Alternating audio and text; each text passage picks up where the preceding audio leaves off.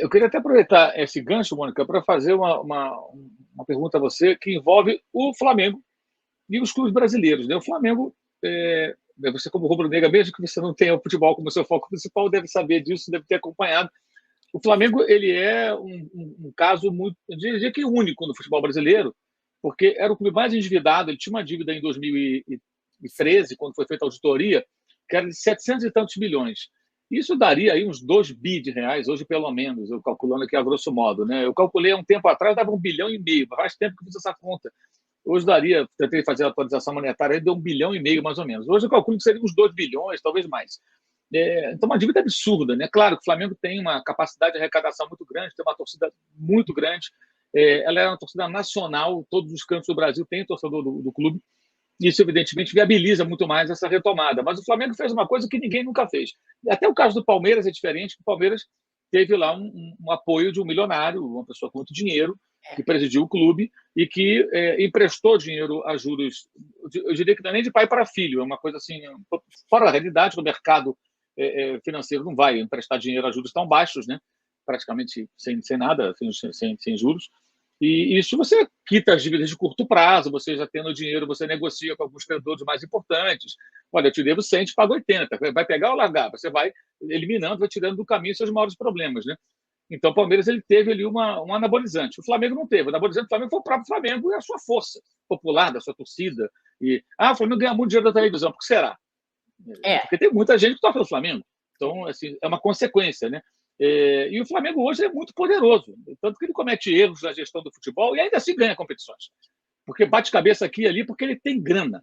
Então, ele contrata jogadores bons, o time joga mal, os caras são jogadores melhores, eles compensam deficiências na gestão do futebol, entre outras. Mas os times brasileiros não fazem isso. Você pega gigantes como Corinthians, São Paulo, que estão no principal mercado do país, e eles estão endividados e contratam um jogador e ficam. É o cachorro correndo atrás do rabo. Isso não sai do lugar. Você, como economista, como uma pessoa que lida com as questões financeiras também, a economia macro, né? Como é que você vê isso no futebol? Clube de futebol, acho que nunca no Brasil, salvo exceções, e essas são exceções, Flamengo, Palmeiras, cada um à sua maneira, e tem outros também de porte menor que são clubes organizados, o Fortaleza é um deles. Eles só estão onde está por isso. O Fortaleza não tem dívida controlada. Então, ele compra o jogador que ele pode, ele põe a mão onde ele alcança, e ele é organizado, então ele consegue resultado. Você encontra algum paralelo com o futebol, dessa loucura de se gastar como se não houvesse amanhã e perder totalmente contato com a realidade sem financeira? dúvida nenhuma. Assim, isso daí é uma questão de gestão, né? Eu acho que o que acontece no futebol brasileiro, em vários desses exemplos aí que você citou, os exemplos não...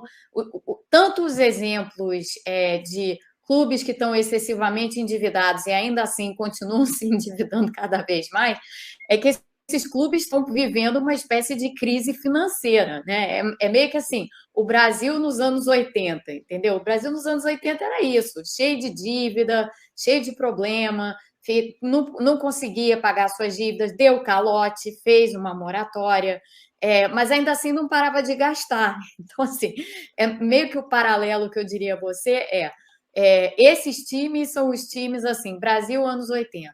O Flamengo é o quê? O Flamengo é aquele time que era isso, aí fez o plano real.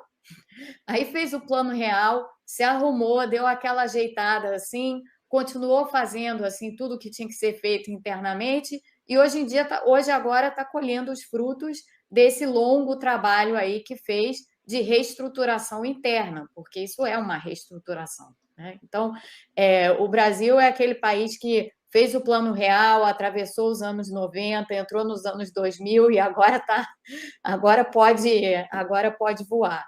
Então, sim, eu acho que esse paralelo ele é claro. Agora, eu diria uma coisa a mais, porque a gente aqui acompanha muito o futebol inglês, porque eu tenho um sobrinho que joga no Newcastle.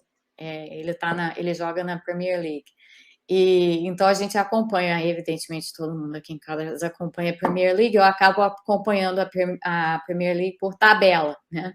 E o futebol inglês tem essa característica, todos os times têm força financeira, por quê? porque todos os times se organizaram e se compuseram com gestões incríveis, assim, eles têm uma capacidade de gestão incrível e são verdadeiras empresas. Cada clube é uma empresa, e funciona dessa maneira. Eu acho que o que falta no Brasil é ter essa mentalidade. Eu acho que o Brasil, o Flamengo conseguiu fazer isso um pouco já.